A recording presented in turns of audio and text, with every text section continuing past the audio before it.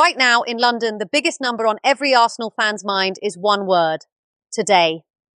At 5 o'clock this evening, UK time, the balls come out for the 2026-2027 Champions League phase draw, and Arsenal are not just involved.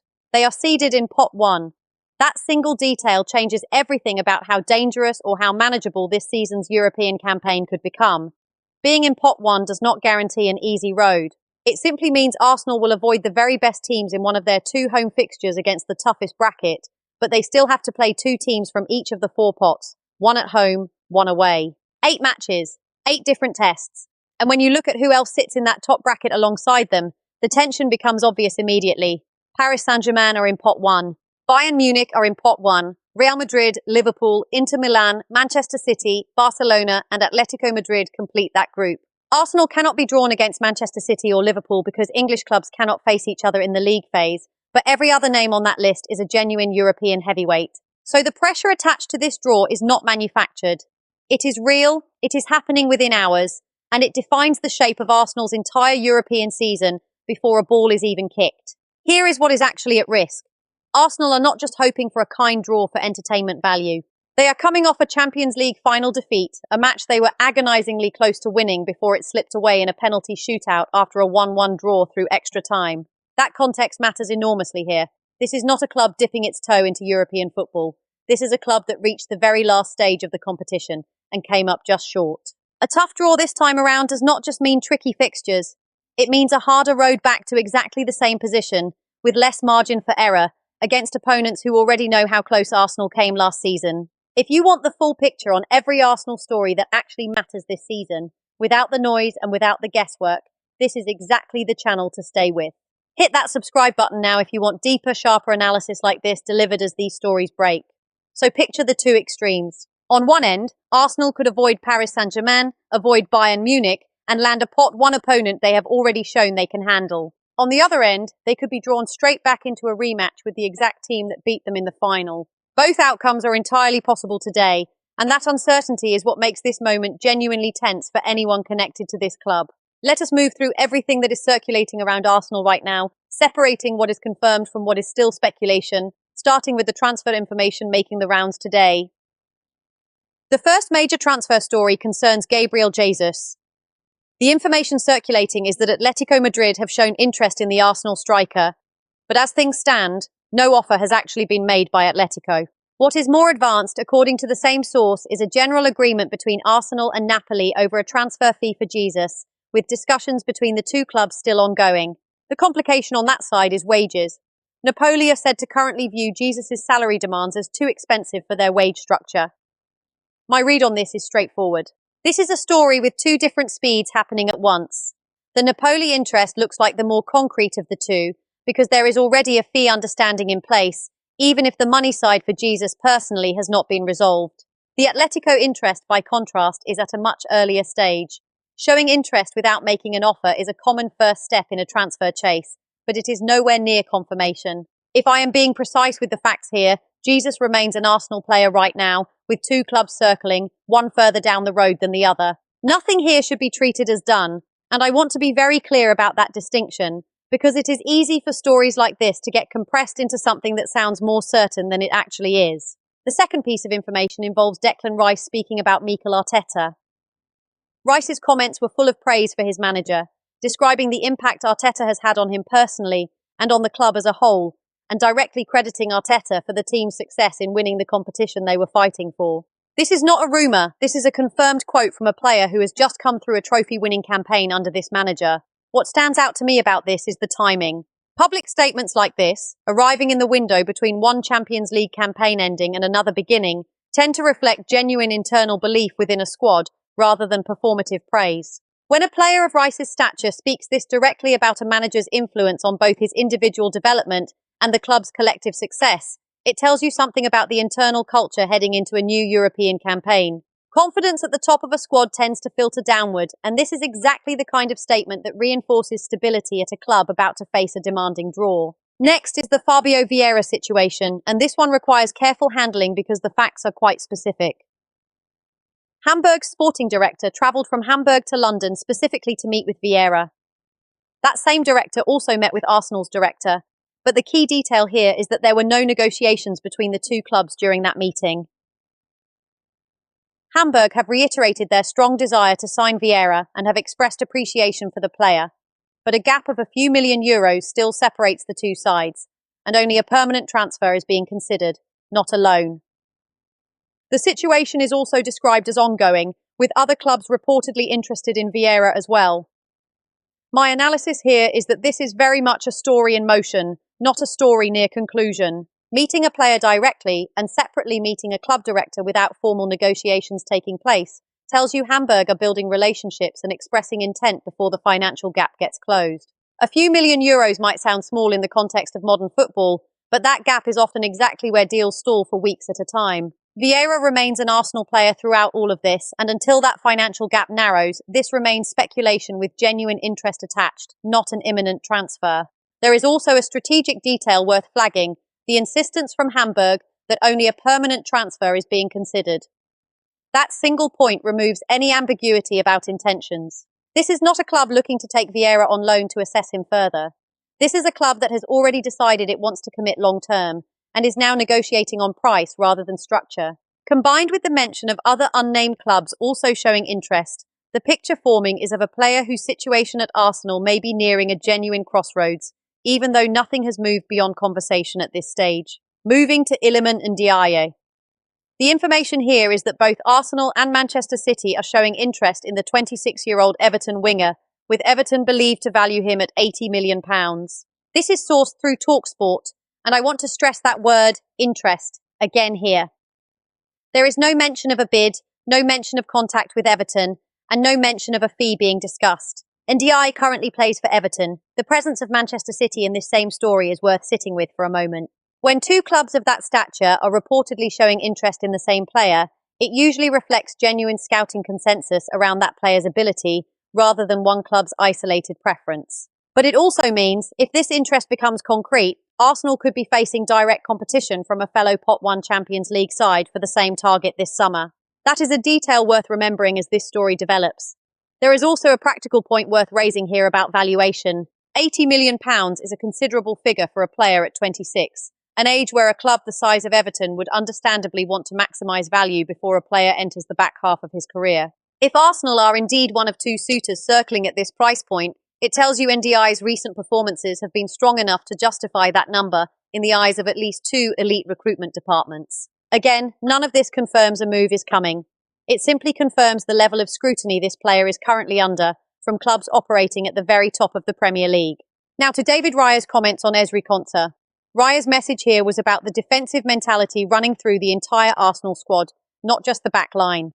He specifically said that all the players from the striker position through to himself in goal have a strong defensive willingness. On Konsa specifically, Raya said his arrival is adding competitiveness to the team, describing it as incredibly positive for the whole squad. This is a confirmed statement from a current Arsenal player about a genuine new signing, Ezri Konsa, who has already arrived at the club. What I find most telling about Raya's framing is the word he used, defensive willingness applying to the entire team rather than just the defenders. That is a specific philosophical point, and it lines up with everything we know about how physically demanding Arteta wants this squad to be. Bringing in a defender like Konsa and immediately hearing your own goalkeeper praise the competitive lift it gives the whole squad is a strong internal signal, even before we see it play out on the pitch. Finally, on the transfer side, there is Gianluca Prestiani. The situation is that Arsenal, Newcastle United and Aston Villa are all monitoring the 20-year-old Benfica winger. Benfica have set his valuation at £42.5 million, while his release clause sits considerably higher at £85 million. All three clubs are said to intend making opening offers this week, with discussions with Benfica already continuing. This is one of the more advanced rumours in this entire batch of stories, purely because of the specificity involved. A named valuation, a named release clause, 3 named interested clubs, and an actual time frame of this week for opening offers. That level of detail usually means this situation is closer to a real negotiation phase than a passive interest story.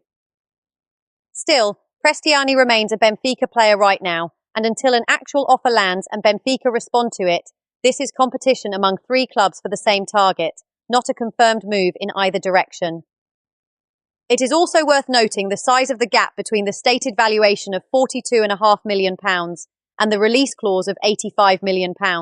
That gap is exactly where negotiation leverage lives. Benfica setting a valuation roughly half of the release clause suggests they may be open to a negotiated fee rather than forcing any interested club to pay the full clause amount. With 3 Premier League clubs reportedly preparing offers in the same week, this has the ingredients of a competitive chase, and how Arsenal choose to position their opening bid relative to Newcastle and Aston Villa will say a great deal about how seriously they view Prestiani as a genuine target rather than a background interest. Now let us shift into the wider stories shaping the picture around this club, starting with the Champions League draw itself in full detail. Beyond the headline fact that Arsenal sit in Pot 1, the layout of the other 3 pots tells its own story about the road ahead.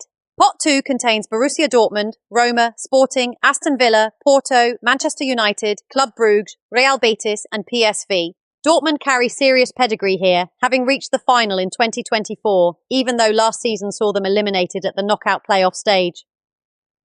A trip to face them away from home is the kind of fixture that tests a squad's mentality, regardless of league form.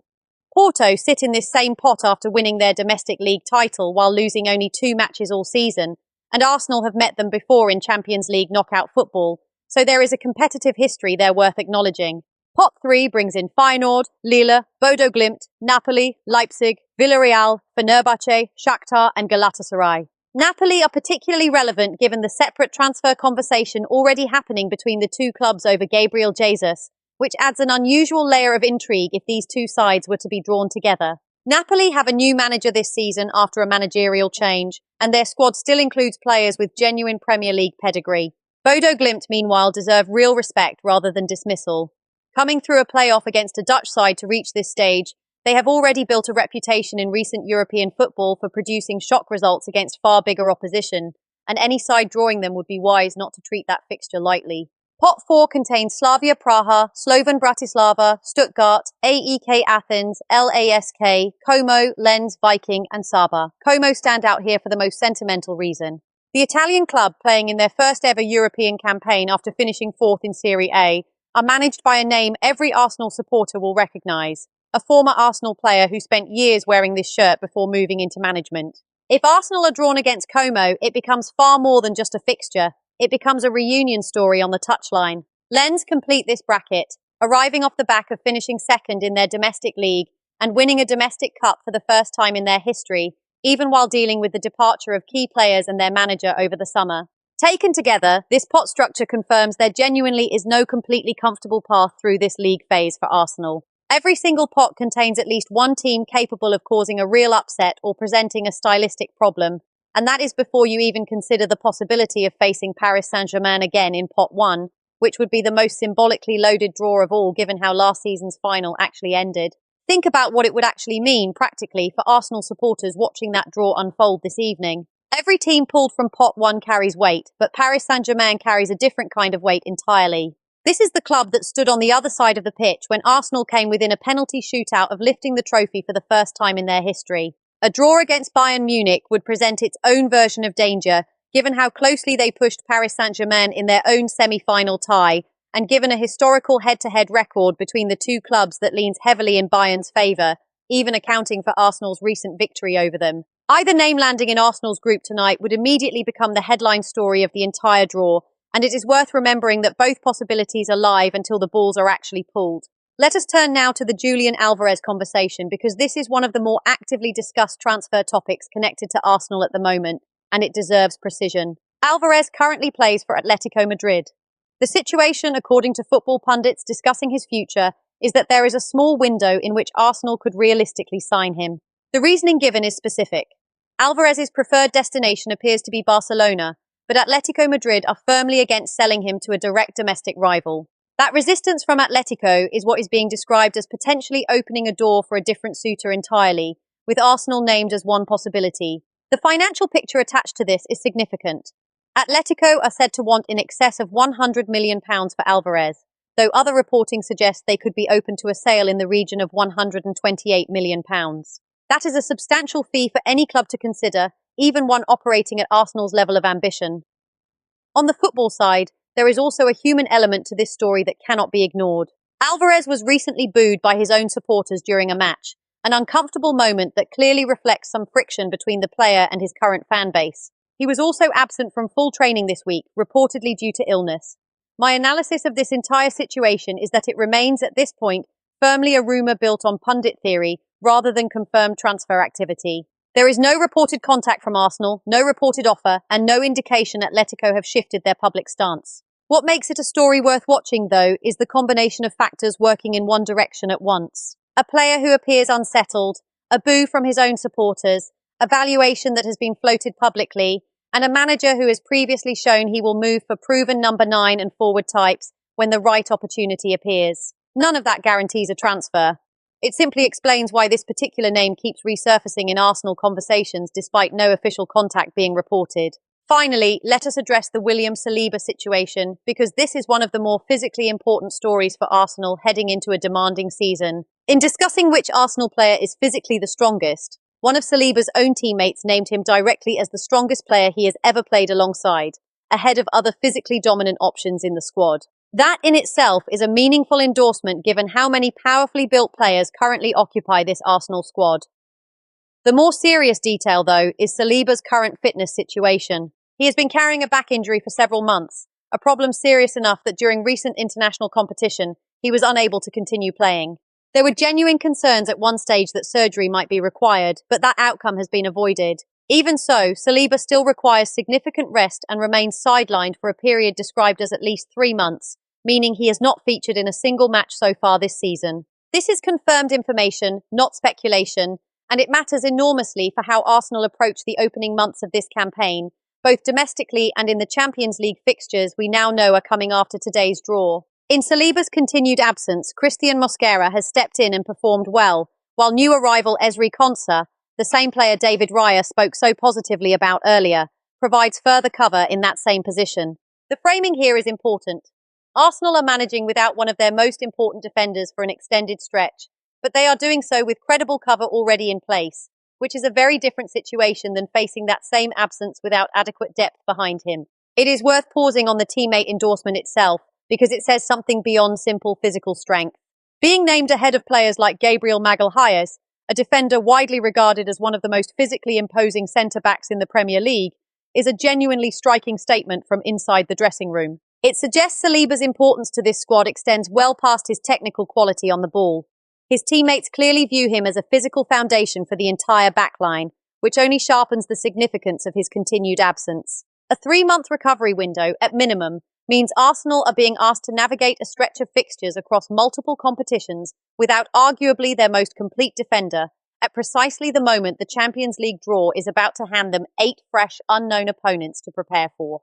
Bringing all of this together, the picture forming around Arsenal right now is one of a club balancing genuine transfer interest across multiple positions, internal confidence from players and coaching staff following last season's near miss, a serious injury absence being managed responsibly, and, above everything else today, a Champions League draw at 5 o'clock that will define the next several months of European football for this club. Every one of these threads connects back to the same central question. Can this Arsenal squad, missing one of its most important defenders, carrying real transfer business still to resolve, and about to learn exactly who stands between them and a return to the final, finally close the gap that separated them from the trophy last season? There is also a wider point about squad management running underneath every one of these stories, and it deserves stating plainly before we close. A club preparing for a demanding European campaign while also missing a defender of Saliba's importance cannot afford to treat its remaining transfer business casually. Every name discussed today, whether it is Gabriel Jesus potentially moving on, Fabio Vieira attracting outside interest, or younger targets like Prestiani being chased for the future, forms part of a much larger balancing act. Arsenal are simultaneously trying to strengthen a squad that has already proven it can reach a Champions League final, while managing outgoing interest in players who may no longer fit the manager's evolving plans. That is not a contradiction. It is simply what responsible squad building looks like at this level of the game, and it is exactly why stories that might look unconnected on the surface, a defender's injury update, a goalkeeper's comments on a new signing, a striker's transfer speculation, all matter when you place them side by side. That is where things stand right now. Make sure you are subscribed so you do not miss the breakdown the moment this draw is confirmed, because based on everything we have just gone through, this could be one of the most consequential Champions League draws Arsenal have faced in years.